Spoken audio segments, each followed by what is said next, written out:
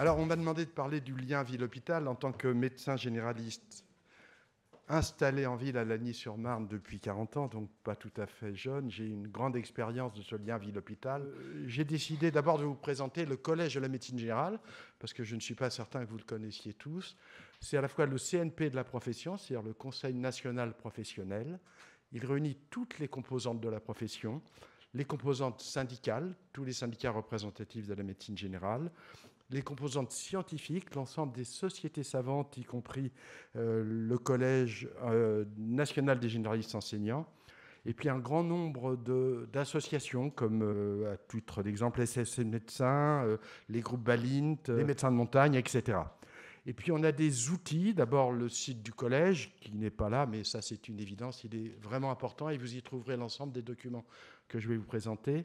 Un outil qui s'appelle Archimède, sur lequel on a recensé les 106 000 médecins généralistes de France, qui vont recevoir lundi tous un petit flyer présentant le collège et le congrès de la médecine générale. Et puis EBM France, que je vous suggère de mettre dans vos logiciels, parce que c'est un logiciel qui permet d'avoir accès à toute l'information médicale, qui est mis à jour régulièrement, qui est validé par la HAS, qui est financé par la CNAM, et pour lequel on est en train de monter en charge pour continuer ce partenariat. Donc, allez sur ebmfrance.net, vous y trouverez plein de ressources. Alors, ma déclaration publique d'intérêt, Archimède, elle sert à générer automatiquement cette déclaration publique d'intérêt qui va chercher les financements reçus de l'industrie directement sur le site du ministère et qui vous présente un peu qui je suis, donc médecin généraliste. J'ai quelques liens d'intérêt pour former les ophtalmos à la relation lors d'injections intravitréennes qui n'ont rien à voir avec cette intervention. Les réalités de la contraception chez la femme de 18 à 25 ans dans des missions formation. Mais sur cette intervention, ce que je suis, c'est chef de projet en tant que secrétaire général du Collège de la médecine générale avec les filières maladies rares. Et c'est ce partenariat exemplaire que je vais vous présenter aujourd'hui. Il est né essentiellement avec les filières maladies rares et le Collège de la médecine générale. Vous avez là l'ancien logo du collège, parce qu'à l'époque, on s'appelait le Collège de la médecine générale, parce que CMG était pris par des jeunes mariés qui avaient choisi cet acronyme-là. Il a fallu leur racheter le site Internet. Et on a créé un certain nombre de documents, et je vais vous raconter cette histoire. L'objectif et la finalité du partenariat, c'était, dans le cadre du 3e plan national maladies rares, mettre en place un plan d'action pluriannuel et coordonné pour que l'information des médecins généralistes soit renforcée. Et c'était faciliter l'exercice des médecins généralistes, c'est-à-dire qu'on est parti des besoins des médecins généralistes, dont je faisais partie, pour leur dire, puisque vous disiez ils ne donnent pas leurs besoins ni leurs désirs, eh bien là on est parti de ce point de vue, qu'est-ce que c'est le besoin du généraliste, et c'était par ce biais d'entrée qu'on a créé les documents que je vais vous présenter. Et puis le but final, bien sûr, c'est d'améliorer, on a parlé de coordination et de parcours, c'est d'améliorer le parcours de soins, de santé et de vie des patients. Parce que finalement, la question, ce n'est pas qui coordonne, c'est favoriser le parcours et la vie des patients. Alors, le partenariat, il est parti pour dynamiser la perte en charge sur la constatation que même si pour un généraliste, c'est rare de voir des maladies rares, au total, le nombre de maladies rares fait que ça n'est pas si rare que ça, et que renforcer l'information des généralistes et leur accès aux ressources spécifiques aux maladies rares était sans doute le point principal. Et puis le point principal, on ne parle pas souvent d'argent en France, mais c'est bien joli de faire du bénévolat, c'est bien joli d'aller travailler sur tout ce que le généraliste a à savoir en dehors de ses heures de travail. Et il y en a des choses qu'il a à savoir. C'est comment on finance ça dans un monde où le bénévolat a sa place, mais où le financement est important. Et on a signé une convention de 2 ans renouvelable qui a été renouvelée. Au début, il y avait, et comme toujours, les mariages à 3, c'est compliqué, 3 partenaires. Après, il n'y en avait plus que 2, et c'était plus simple. Alors, le début du travail en commun, c'était simplement un échange d'informations à partir du site du collège. Connaissez-vous les centres de référence maladies rares? C'est parti par une question fermée. Et à partir de 2019, on a mis en place, au fur et à mesure qu'on apprenait à se connaître, dans un groupe de pilotage où il y avait 3 généralistes et 3 filières qui représentaient toutes les filières. J'ai oublié de dire que le partenariat est signé par toutes les filières, et certaines filières sont porteuses du partenariat. Si je dis des bêtises, ils me corrigeront, parce que des fois, je ne comprends pas tout, donc je vois qu'ils approuvent, c'est bon signe. Publication croisée, et au congrès de la médecine générale, qui est le point de rencontre avec celui du CNGE des généralistes, 4000 participants, beaucoup de jeunes. On vise à 10 000. On a loué le Grand Amphi l'année dernière. On n'a pas réussi à le remplir, mais on espère qu'on va y arriver. Porte-maillot.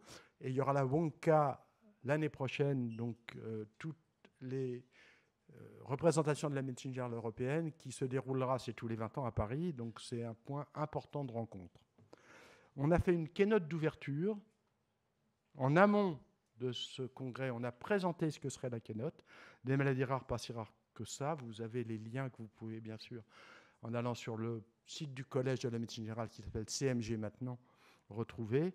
Et puis dans la cérémonie d'ouverture, juste avant la parole du ministre, on a présenté cette keynote avec, là, vous avez les deux acteurs, Marie-Hélène Certin, qui à l'époque était secrétaire générale, ma prédécesseuse, je ne sais pas comment on dit ça, et puis un représentant des maladies rares.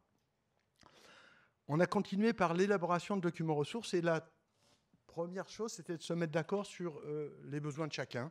C'était d'apprendre à se connaître, c'était d'apprendre la confiance, et ça a pris du temps. Mais pendant ce temps, on a commencé à publier des documents, je vous les avais là. Et puis, il nous a semblé que, puisqu'il y avait besoin de recueillir les besoins, justement, des généralistes, c'était bien de faire un questionnaire de recueil des besoins et attente des médecins généralistes. On a eu 1360 réponses.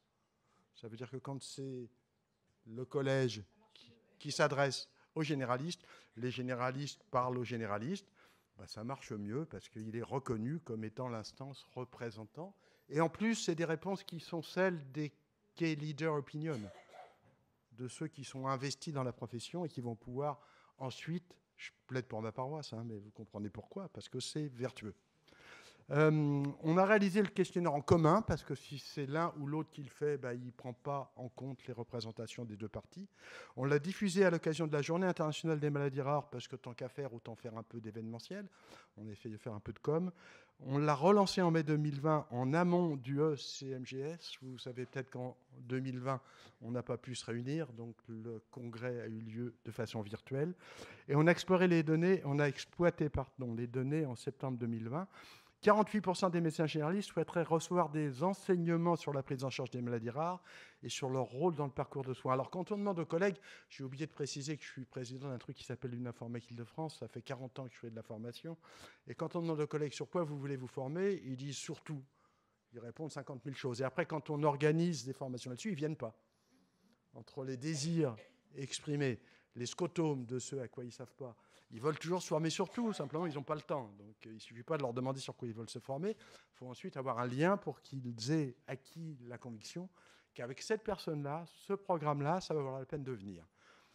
Alors 40% ont dit non quand même, et 30% ont dit oui, mais je reçois peu ou pas d'informations. Alors pardon, à la question, j'ai été trop vite.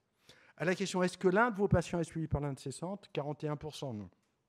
Alors vous voyez là, il y avait effectivement 3 partenaires, il y avait maladies rares, je ne sais plus quoi, Infoservice, les filières des maladies rares, et on s'est séparé du 3e partenaire pour des raisons de transparence du financement. En 2020, on a libéré 2 fiches pratiques à destination des médecins généralistes suite aux résultats de l'enquête, le diagnostic et les contacts utiles et les étapes de la prise en charge et les ressources d'information.